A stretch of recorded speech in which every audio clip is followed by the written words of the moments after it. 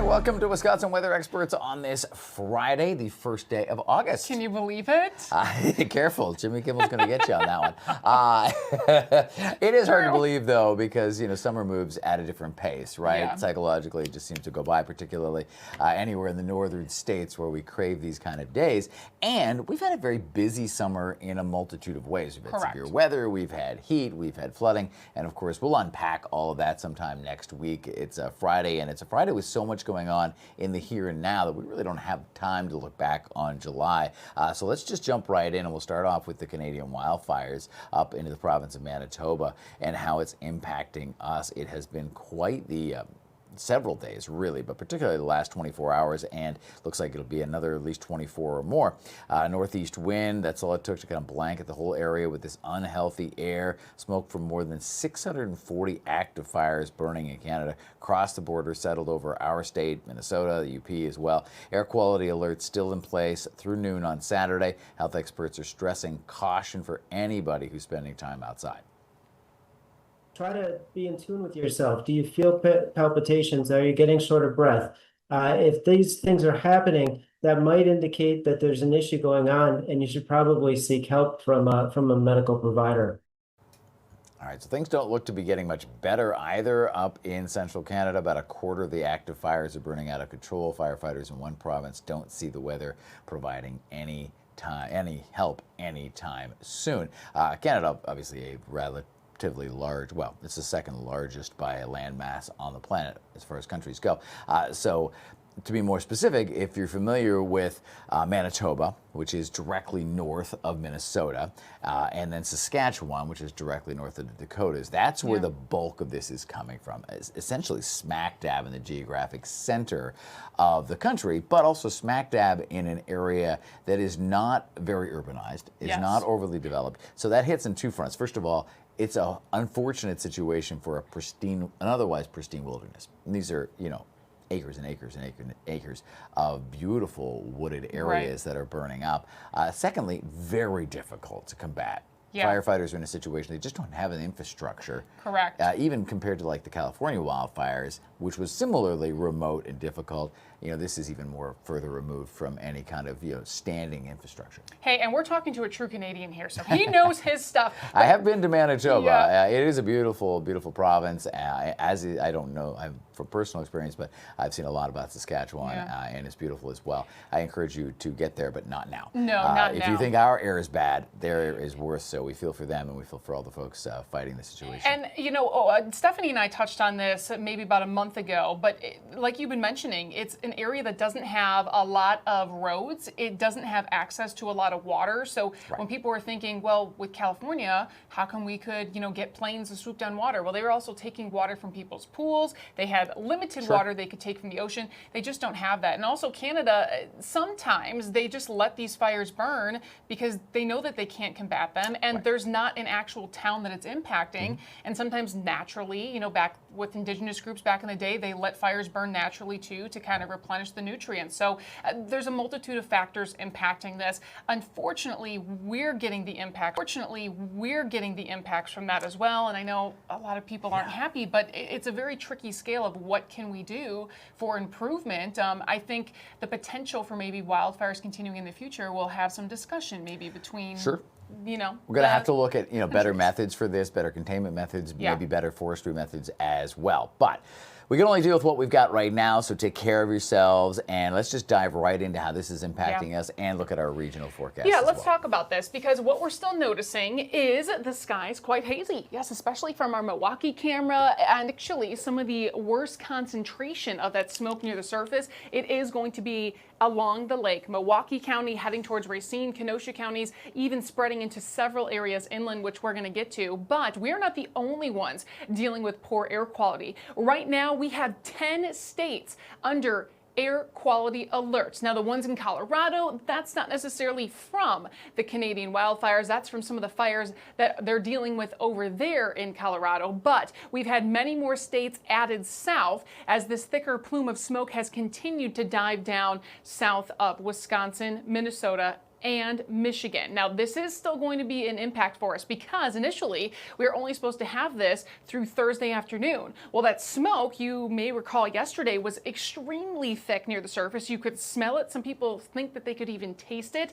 That allowed the air quality alert to be extended into Friday. And now, because we are looking to still have very poor air quality and the potential for more smoke by the weekend, we've extended this into Saturday and could maybe even be pushed into Sunday. So just keep this in mind. The air quality alert will continue to be an issue as we are progressing into the weekend. Now, in particular, where are we tracking the worst of the smoke right now? That is going to be in the UP, portions of Minnesota, and northern portions of Wisconsin. But we are going to continue to track, again, periods of moderate air quality across central and southwestern Wisconsin right now. That being said, it's not going to stay that way consistently for the upcoming days. We have more unhealthy smoke that's going to move in. Again, at times for today, we are looking to have more unhealthy smoke for sensitive groups. So those who have asthma, respiratory issues, or any kind of heart-related conditions. Of course, young children like babies or elderly adults also should limit their time outside.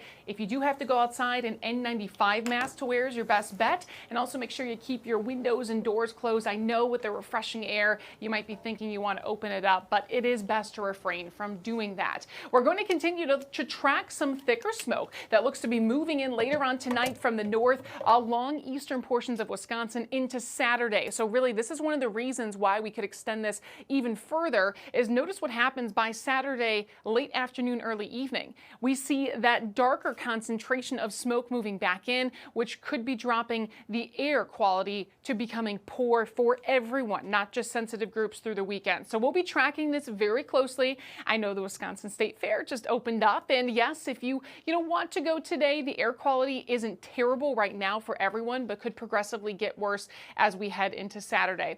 Beautiful weekend though ahead. We're looking to have lots of sunshine despite the hazy skies. Temperatures get a hair warmer on Saturday and Sunday in the low 80s. It is still looking to feel quite comfortable though with those lower dew points, which we'll talk about momentarily.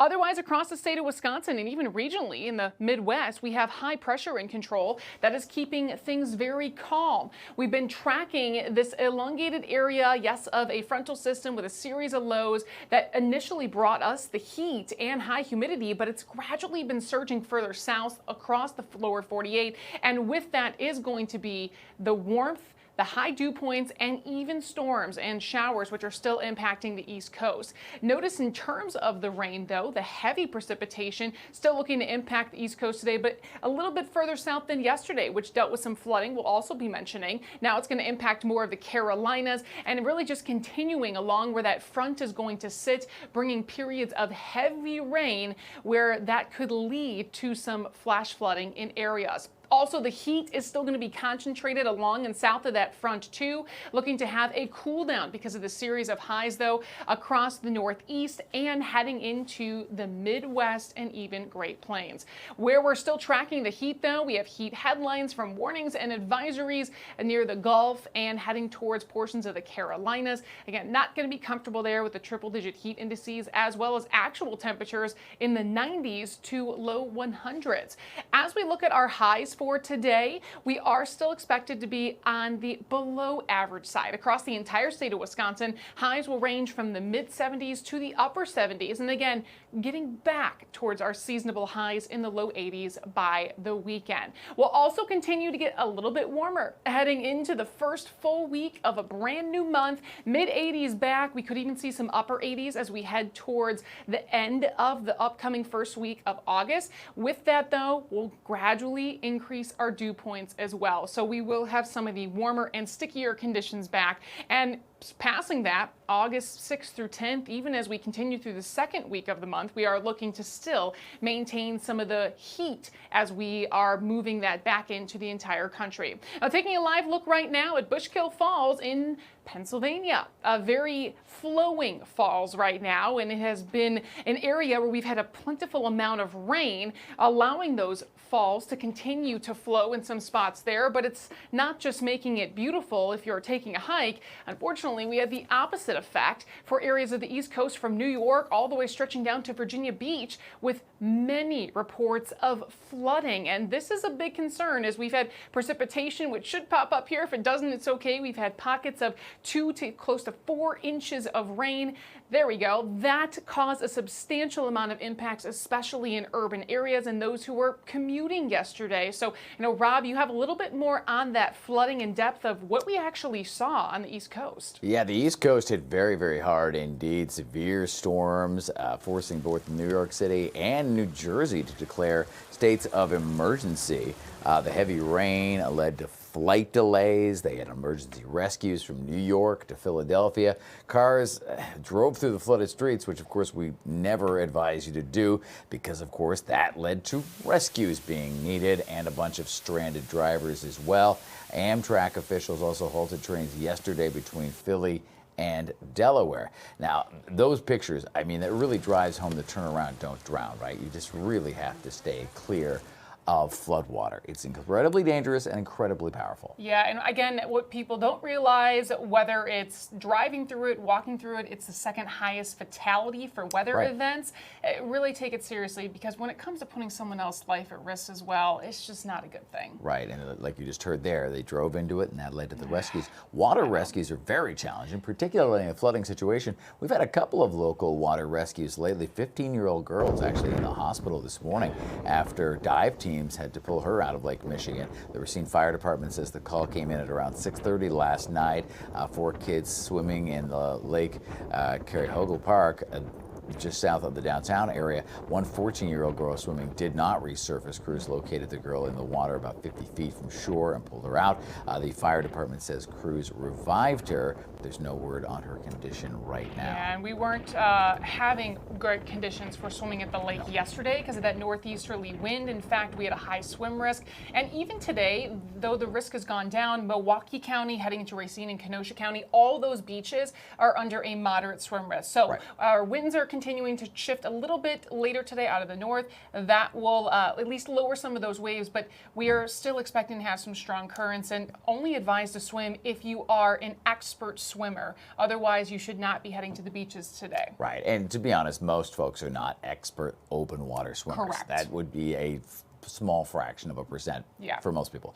So stay out of the water. That's your best bet. We're also learning about a Oak Creek rescue as well. Bender Park, they had a water rescue there as well. That call came in the later evening. One person struggling to swim there. Bystanders threw them a personal life ring, so thank goodness for that. Good. They were able to get closer to shore, and then first responders helped them back on land. The swimmer was taken to the hospital just to be checked out, but apparently they were fine. But again, it really drives home how powerful Lake Michigan can be, and anytime we've got a wind across that open water, it makes it even more challenging. Yeah, and even in some of the lakes, which we have a lot of them here in Wisconsin, smaller lakes, the stronger winds too will create the water to churn up and have white caps. So even if you're not necessarily on the big lake, our smaller lakes have impacts too. There you go. And speaking of smaller lakes, we're going to talk about how those smaller lakes are being impacted by wakeboarding and wake boats. Stick around for that.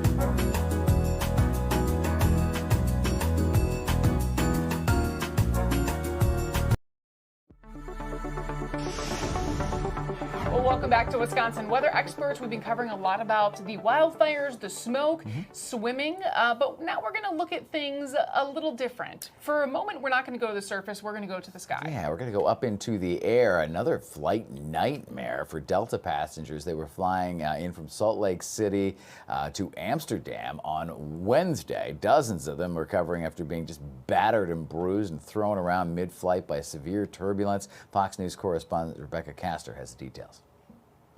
Emergency vehicles lit up the runway at the Minneapolis-St. Paul Airport Wednesday night after a Delta jet was forced to make an emergency landing. Major turbulence sent unbuckled passengers and service carts flying, with 25 people going to the hospital. People were screaming. I spoke with the pilot, and he said that the plane dropped more than 1,000 feet between the three waves of the turbulence. It caught everyone by surprise. The plane was headed to Amsterdam from Salt Lake City when it hit the rough air over Wyoming.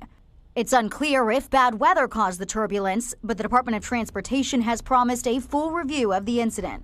Anyone who flies knows that we delay flights, cancel flights when weather happens. That didn't happen here, and so we are doing a full-scale review right now to see what went wrong.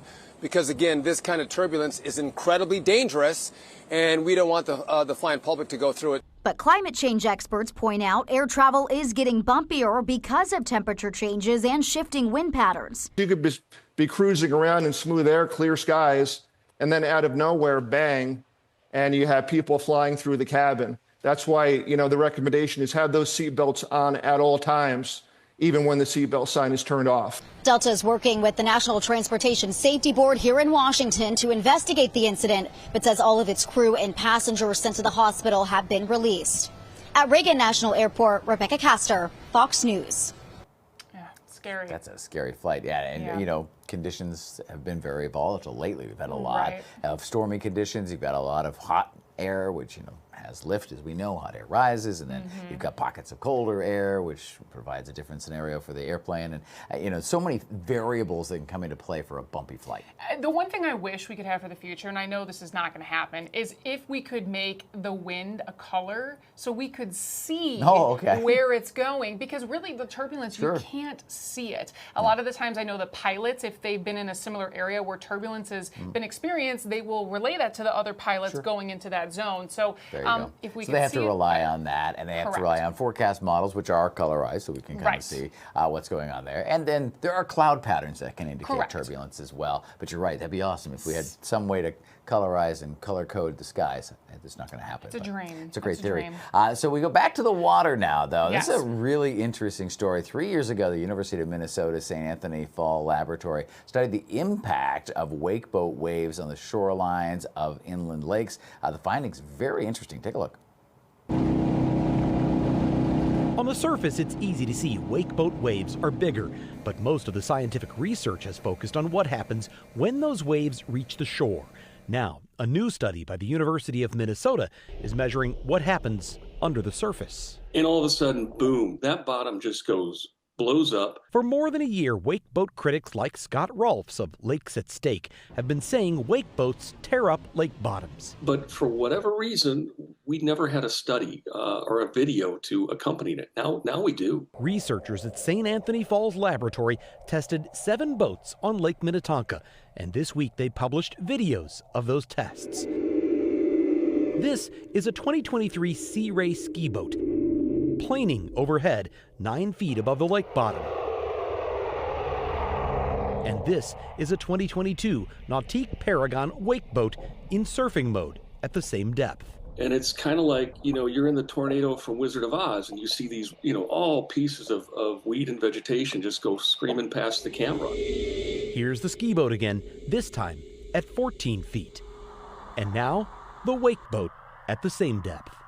And the screen goes black for like 10 or 15 seconds where you cannot see anything on that camera. While the researchers ultimately concluded that all boats have the potential to damage aquatic vegetation, they recommended recreational boats like the Sea Ray should operate in at least 10 feet of water, while wake boats should be in water at least 20 feet deep. This is a huge, huge move forward in the conversation. It's unlikely to be the end of the wake surfing debate in Wisconsin, but Rolfs believes it is compelling evidence against the theory that wake boats are harmless. This really blows all that apart. Wow, I mean, that is Wow. fascinating video, right? Yeah, and it's kind of cool. You know, technology helps us in so many ways, and this is one of them, that we're trying to see things under the water that we may not be able to visualize, Right. and how we can protect our environment going forward. Right, and look So- for ways to, everybody can be happy. Maybe just find, a certain depth, as I said in the package there, where the wake boats aren't as impactful, and then you just use your trolling motor until you get out that deep, Right. and then go do your wakeboarding thing. But we have to take care of our lakes if we want to enjoy them. We Absolutely. need them to be there so that we can wakeboard and paddleboard and kayak and do whatever we want on them. We're going to do whatever we want for 2 minutes, and then when we get back, we'll do more weather. Stick around.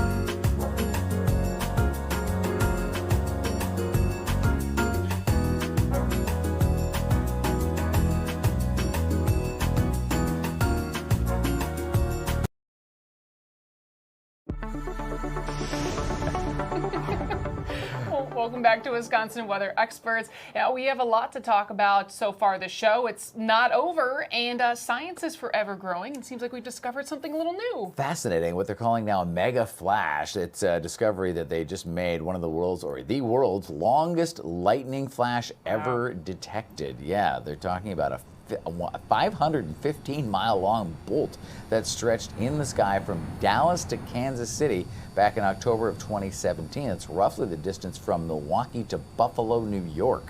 The single continuous lightning discharge was the type they now call this mega flash.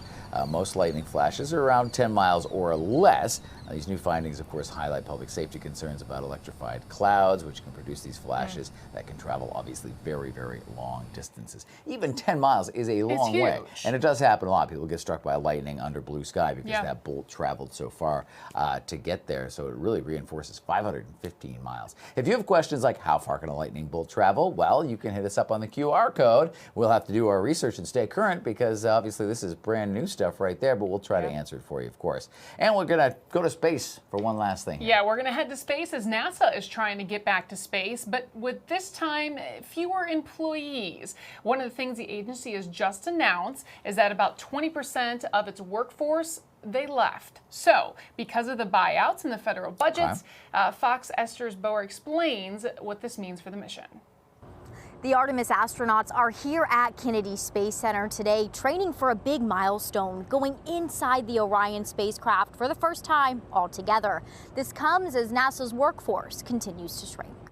This international team will fly around the moon for the first time in 5 decades, and training is ramping up. Today is the first time that we will all be in the vehicle since it's been in this facility. All 4 of the astronauts are on the Space Coast together to suit up and train inside their vehicle, but they're also training with fewer NASA employees. We've all had friends that have decided to leave the agency. Nearly 4,000 employees were bought out by the federal government and recently left the agency.